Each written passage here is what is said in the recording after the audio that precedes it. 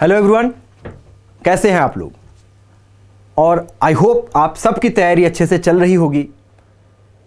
Basically आज का जो हमारा वीडियो है वो रिलेटेड है किसी एक पर्टिकुलर एग्ज़ाम से, बट उस पर्टिकुलर टॉपिक में पहुंचने से पहले हम सब जानते हैं कि जो जूनियर इंजीनियर का पोस्ट है, जो जूनियर इंजीनियर की जॉब है किसी भी सिविल इंजीनियर के लिए, चाहे वो सेंट्रल गवर्नमेंट की जॉब हो थ्रू द एसएससी या फिर किसी स्टेट गवर्नमेंट के थ्रू हो, ये हर एक बच्चे को अट्रैक्ट करता है। और स्पेशली जो डिप्लोमा होल्डर्स हैं उनके लिए ये बहुत ही अट्रैक्टिव जॉब है। जूनियर इंजीनियर या तो आपका सेंट्रल के लिए हो या फिर किसी पर्टिकुलर स्टेट के लिए हो।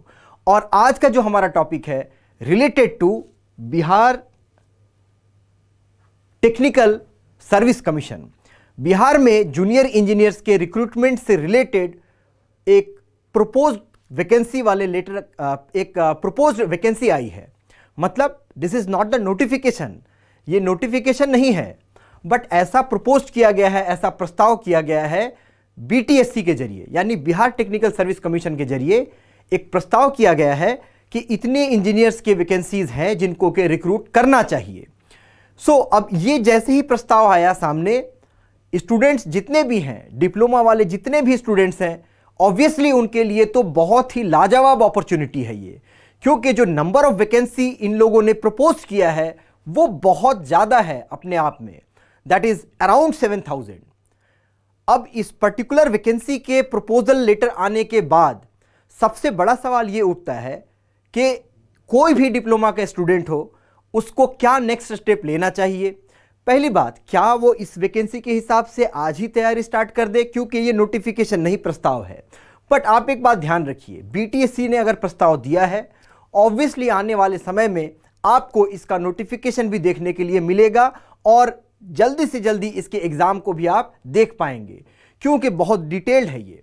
साथ ही हम आज इस पर्टिकुलर वीडियो में बात करेंगे कि इस बीटीएससी ने जो प्रपोज लेटर दिया है उसमें क्या क्या डिटेल है, क्या सिलेबस रहने वाला है, कब से कब तक फॉर्म भरे जाएंगे। हालांकि एग्ज़ाम से रिलेटेड बात कब होगा ये बातें उसमें नहीं लिखी गई हैं, बट कितने साल के जिसको भी लिखना है एग्ज़ाम, कितना उनका मैक्सिमम एज होना चाहिए, जो एक्सपीरियंस वाले हैं उनको कितना रिलैक्सेशन मिलेगा, ये सारी बातें लिखी हुई है उसमें। यहाँ तक कि उसमें यह भी लिखा हुआ है, जो सबसे बड़ा इंपॉर्टेंट पॉइंट है, कि 60% उसमें से जो सीट्स हैं वो बाहर सारे स्टेट्स के लिए अवेलेबल हैं। मतलब ये अपॉर्चुनिटी सिर्फ बिहार के डिप्लोमा किए गए स्टूडेंट्स के लिए नहीं है। ये अपॉर्चुनिटी, अगर ये नोटिफिकेशन आता है तो ये अपॉर्चुनिटी पूरे कंट्री में एक्चुअली बोले तो सबके लिए है। हालांकि ये बात सबको मालूम है, बिहार से ज़्यादा जो एसोसिएटेड होंगे नाइबरिंग जो स्टेट्स हैं, मतलब उससे जुड़े हुए आसपास के स्टेट्स, जैसे उत्तर प्रदेश हो गया या फिर आपका बंगाल हो गया, ये सारे स्टेट्स, या हिंदी स्पीकिंग बेल्ट्स में अगर हम बात करें तो राजस्थान या मध्य प्रदेश के भी स्टूडेंट्स इसमें इंटरेस्टेड हो सकते हैं, उनके लिए भी अच्छा अपॉर्चुनिटी है। यानी ओवरऑल जितने भी स्टूडेंट्स हैं, जिन लोगों ने डिप्लोमा किया है सिविल इंजीनियरिंग में, उन सबके लिए ही ये सबसे और लाजवाब अपॉर्चुनिटी होने वाला है। एक ये जरूरी हो जाता है कि इन सारे डिप्लोमा स्टूडेंट्स को अब इसके डायरेक्शन में सोचना चाहिए और इसके लिए प्रिपरेशन भी करना चाहिए। ना व्हाट एग्जैक्टली उनको करना चाहिए, क्या करना चाहिए उनको, कैसे प्रिपरेशन करना चाहिए और क्या क्या इसमें डिटेल है, ये हम आगे आपसे बात करेंगे। Let us begin with now. जैसे आपको हम बात करें, हमने कहा कि नेम जो है पोस्ट का वो आपका जूनियर इंजीनियर का है सिविल इंजीनियरिंग के स्टूडेंट्स के लिए, और इसमें एक प्रोबेबल डेट भी दिया गया है इस प्रपोज्ड लेटर में।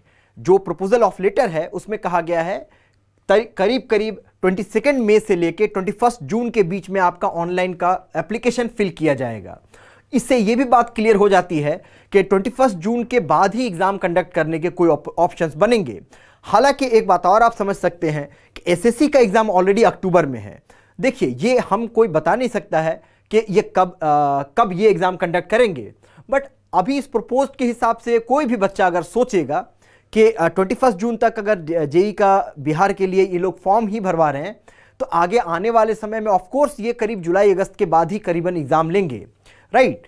नेक्स्ट आपका है, इनके लिए जो इस पर्टिकुलर वैकेंसी के लिए जो एलिजिबल लोग होंगे उनको क्या करना, उनके लिए जो एजुकेशनल क्वालिफिकेशन है, रिक्वायर्ड क्वालिफिकेशन, वो है डिप्लोमा इन सिविल इंजीनियर। मतलब ये बात क्लियर है, ये बीटेक वालों के लिए नहीं है, ये सिर्फ और सिर्फ डिप्लोमा सिविल इंजीनियरिंग स्टूडेंट्स के लिए है।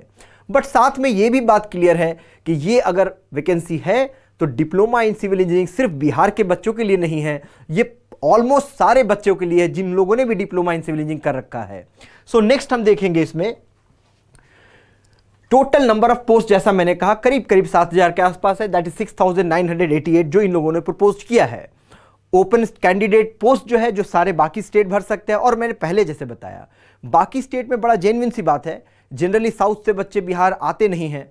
इन जनरल जो आसपास के नाइबरिंग स्टेट्स हैं वहीं से बच्चे आसपास से भरते हैं। झारखंड के बच्चे होंगे, बंगाल के बच्चे होंगे, उत्तर प्रदेश के बच्चे होंगे, या हिंदी स्पीकिंग बेल्ट में अगर ले लें राजस्थान के बच्चे या फिर मध्य प्रदेश के बच्चे, ये बच्चों के लिए ये अपॉर्चुनिटी है। और अगर आप वैकेंसी के नंबर को देखें तो ये एक बड़ा वैकेंसी है, यानी इन स्टेट्स से भी मैं ये कहना चाहूँगा जो बच्चों ने डिप्लोमा इन सिविल इंजीनियरिंग किया है, they also should look forward, उनको भी ये ऐसा देखना चाहिए कि उनके लिए भी बहुत एक ज़बरदस्त अपॉर्चुनिटी है।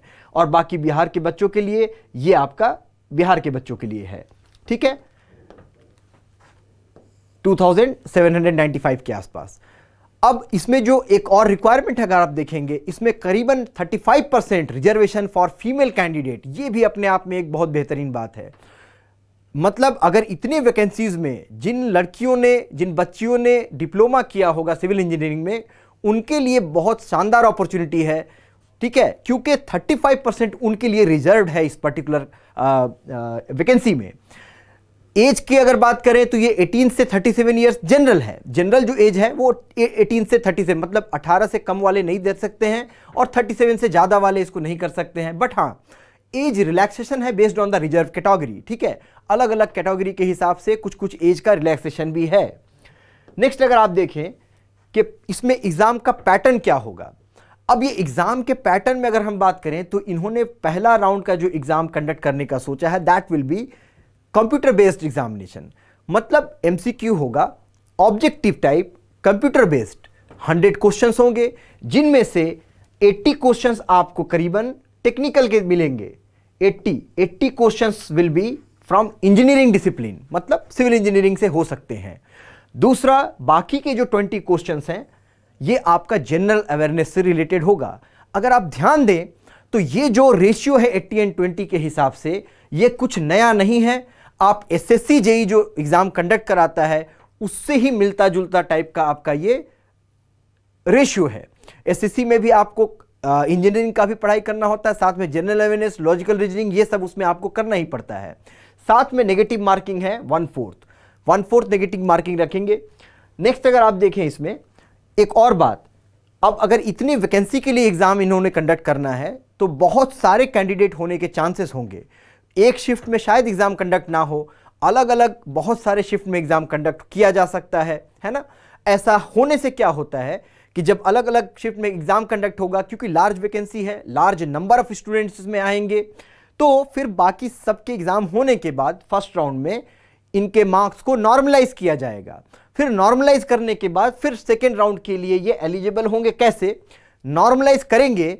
साथ में नॉर्मलाइज करने के बाद उसमें से जो कंप्यूटर बेस्ड एग्जाम है 75 मार्क्स वहां से और 25 मार्क्स मैक्सिमम एक्सपीरियंस बेस्ड पर, ये दोनों को कंसीडर करके फिर टोटल मार्क्स कैलकुलेट किया जाएगा और इसी टोटल मार्क्स के हिसाब से मेरिट लिस्ट बनाई जाएगी।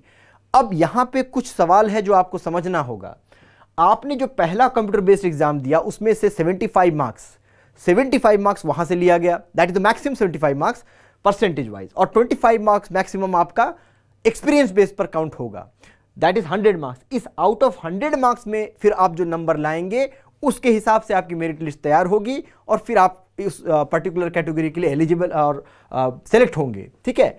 लेकिन साथ में एक और बात ध्यान देना है आपको कि अगर ये एग्जाम कंडक्ट होता है तो दे हैव मेंशन्ड ऑलरेडी, बहुत क्लियरली इन्होंने लिखा है कि इस पर्टिकुलर एग्जाम में जनरल कैंडिडेट को कम से कम 40% मार्क्स लाना ही होगा, तभी वो एलिजिबल हैं कि उनके पेपर को चेक किया जाए, आगे मेरिट लिस्ट की बात की जाए।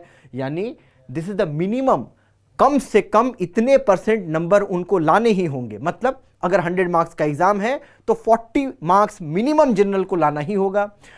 ओबीसी के लिए 36.5%, इकोनॉमिकल बैकग्राउंड के लिए 34%, उसी तरह ST and female and pH candidate के लिए 32%। मतलब ये मिनिमम परसेंटेज ऑफ मार्क्स जो आपको लाने होंगे। अब ये जब दोनों आपका फर्स्ट राउंड का एग्जाम हो गया, उसके बाद जो एक्सपीरियंस वाला जो नंबर ऐड होना है उसमें भी आपको एक बात ध्यान रखना होगा।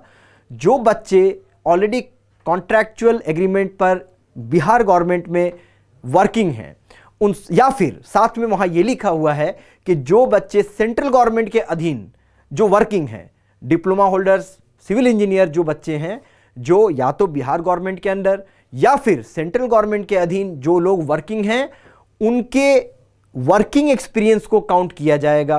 अब उनके वर्किंग एक्सपीरियंस को चाहे परमानेंट चाहे कॉन्ट्रैक्चुअल, दोनों में से कुछ भी, लेकिन बिहार स्टेट गवर्नमेंट के अधीन या फिर सेंट्रल गवर्नमेंट के अधीन। और इनके मार्क्स को कैलकुलेट कैसे किया जाएगा? हर एक साल के लिए 5 मार्क्स दिए जाएंगे। Maximum it can go to 25 marks, मतलब एक साल के एक्सपीरियंस पर 25 मार्क्स। जब ये फॉर्म भरवाएंगे ऑनलाइन एप्लीकेशन का, उस समय भी इन्होंने ये लिखा हुआ है, ऑनलाइन एप्लीकेशन फॉर्म भरते समय आपको ये बातें वहां पर मेंशन करनी होगी कि आपका कितने साल का एक्सपीरियंस है। साथ ही आपको उसके लिए उससे रिलेटेड जो लेटर्स होंगे या जो पेपर्स होंगे उसको भी आपको अटैच करना होगा, संलग्न करना होगा। तो अभी अगर हमने ये देखा एज अ होल, आप एक पूरी बात को समझने की कोशिश कीजिए। ये एक प्रपोज लेटर है, स्टूडेंट्स के मन में क्या चलेगा? ऑफ कोर्स वैकेंसीज आने वाली है, फिर वो ये सोचेंगे ये कब आने वाली है। बहुत सारे सवाल खड़े होते हैं। इन सारे सवालों का जवाब क्या होगा? कोई भी स्टूडेंट जिसने डिप्लोमा कर रखा है सिविल इंजीनियरिंग में, उसको अभी इस वक्त पे क्या करना चाहिए? तो बेसिकली जो भी डिप्लोमा के कैंडिडेट हैं उनमें 2 कैटेगरी हो सकते हैं। एक जो एसएससी के जेई को एग्जाम को भी लिखना चाहते हैं जो अक्टूबर में है, और साथ ही बीपीएससी जेई को भी लिखना चाहेंगे वो। दूसरा एक कैटेगरी हो सकता है जो एसएससी जेई को नहीं लिखना चाहता लेकिन बीपीएससी जेई को लिखना चाहता है। इन दोनों कैटेगरीज में अगर हम डिस्क्रिमिनेट करके बात करें तो जो एसएससी जेई और बीपीएससी जेई दोनों लिखना चाहता है, उसके लिए बेस्ट ऑप्शन ये होगा कि वो एसएससी जेई को जरूर बैच को ज्वाइन करे, क्योंकि एसएससी जेई का एक बड़ा फॉर्मेट है comparatively compare to the BPSC JE. इस पर्टिकुलर फॉर्मेट को ज्वाइन करके पढ़ाई करे, और फिर बीपीएससी के लिए जब प्रॉपर नोटिफिकेशन आ जाएगा और डिटेल सिलेबस आ जाएगा। क्यों? क्योंकि अभी उन्होंने कहा है टेक्निकल 80 एंड 20% और 20 marks will be from 20 marks जो है आपका होगा जनरल अवेयरनेस से। जब डिटेल नोटिफिकेशन आ जाएगा फिर और भी कुछ बातें क्लियर होंगी और भी सिलेबस भी क्लियर होगा। लेकिन एसएससी और अगर आप बीपीएससी जेई दोनों लिखना चाहते हैं तो बेहतर यह होगा कि आप एसएससी जेई स्टार्ट कीजिए अपना प्रिपरेशन, और जैसे ही आपका बीपीएससी का डिटेल नोटिफिकेशन आता है, जो बच्चे इस एसएससी जेई को ज्वाइन करते हैं उनको हम बीपीएससी का अगर कोई एक्स्ट्रा पार्ट ऐसा हुआ जो कराना है उसे भी हम करा देंगे। इससे क्या होगा? जो बच्चे एसएससी जेई और बीपीएससी जेई दोनों लिखना चाहते हैं उनके लिए वेट नहीं करना होगा, उनका समय नहीं बर्बाद होगा। They can continue there preparation. और इसके लिए बेहतर क्या है, 20th में 20 मई को हमारा नया बैच आ रहा है, आप आराम से इस बैच में ज्वाइन कर सकते हैं। Timing will be from 5 PM to 9:30 PM। अब दूसरे कैटेगरी की भी बात करते हैं जो एसएससी जेई नहीं लिखना चाहते हैं, सिर्फ बीपीएससी जेई का वेट कर रहे हैं। उनके लिए मैं ये कहना चाहूंगा कि अभी ये जो प्रपोज्ड लेटर आया है इसके बेसिस पर आप आगे उम्मीद कर रहे हैं। जैसे ही एक डिटेल नोटिफिकेशन आता है, कुछ एक सॉलिड एक एविडेंस आता है कि कितने वैकेंसीज का कब ये एग्जाम लेने वाले हैं, कुछ ऐसा नोटिफिकेशन आता है हमारे तरफ से, जो सिर्फ बीपीएससी जेई लिखना चाहते हैं, will be launching the online BPSC programme. ये ऑनलाइन बीपीएससी प्रोग्राम हम लॉन्च करेंगे ताकि जो सिर्फ बीपीएससी लिखना चाहते हैं जेई वो उसी को लिख सके। सो ओवरऑल अगर आप देखेंगे सिनारियो को तो आपके लिए बेहतर ये रहेगा कि अभी इस समय को ना बर्बाद करते हुए एसएससी जेई की इस प्रिपरेशन में आप जुड़ जाएं। 20th में से बैच ज्वाइन कर लें। हमारा वहाँ जब आप ज्वाइन करेंगे रजिस्ट्रेशन के समय वहाँ ऑप्शंस आएगा, अगर आप बीपीएससी के कैंडिडेट हैं आप उसको टिक कीजिएगा बीपीएससी को, ताकि अगर बीपीएससी को भी आप टिक करेंगे अलॉन्ग विद एसएससी जेई तो क्या होगा कि कि जब बीपीएससी की नोटिफिकेशन आएगा उस समय हम इसको कंपेयर करेंगे और आपके लिए खास तौर से जो भी एक्स्ट्रा पोर्शन बीपीएससी का अगर हमें ऐसा लगता है कि कुछ भी अलग है बीपीएससी में जो हमें करवाना चाहिए तो हम उस पर्टिकुलर पोर्शन को अलग से करवा देंगे। So all of you take care and do not get muddle headed, मतलब ऐसा नहीं सोचना क्या करें नहीं करें। लिसन इट वंस अगेन, दोबारा वीडियो देखें अगर ना समझ में आए और अपने थॉट को क्लैरिटी दें कि ये चीजें अगर आई हैं, नोटिफिकेशन कौन सा आ चुका है, कौन सा प्रपोज लेटर है, किस तरह से प्रिपरेशन करना चाहिए, क्लियर माइंडेड होके तब जाके आप ज्वाइन कीजिए और प्रिपेयर कीजिए। अच्छे से प्रिपेयर कीजिए, ध्यान से पढ़िए। Thank you very much everyone, take care.